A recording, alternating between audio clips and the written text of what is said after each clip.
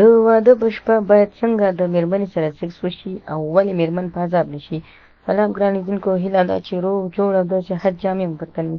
زه یو ځل بیا ستاسو په خدمت کې د یو نوي ویډیو سره حاضر یم. هیله ده چې د پام وړ مو وګرځېږي.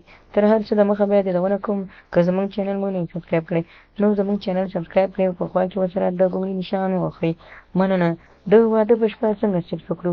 اکثره خلک چې کله د واده لومړۍ شپه وي نو دې ته نه ګوري چې څنګه سکس یا څنګه کوروالی وکړو.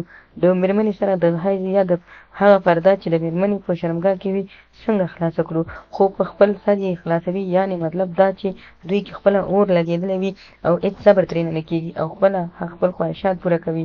د دې پر ځای چې تاسو په ارامۍ سره د مېرمنې سره دغه کوروالي لومړۍ شپه شروع په خیر سره وکړئ، نو تاسو په دغه طریقه چې تاسو ته زه تصویر کې ښایم، تاسو کولی شئ دغه تصویر تعقیب کړئ او زموږ د دغه ویډیو څخه غلط مطلب وانخلئ.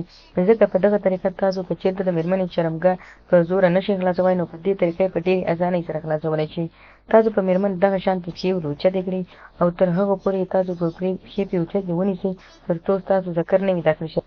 ځکه په دغه طریقه کې چې کله تاسو په مېرمن پښې اوچتې کړئ نو د مېرمنې شرمګاه په اسانۍ سره د مېرمنې شرمګاه خلاصېږي او بیا د تل لپاره تاسو ته د مېرمنې د اولاد په وخت کې چې کله اولاد پیدا کېږي نو هېڅکله داسې عوارض یا داسې کوم مشکل نه ورته پیدا کوي تر څو مېرمن اوس که اذیت شي یا په عذاب شي.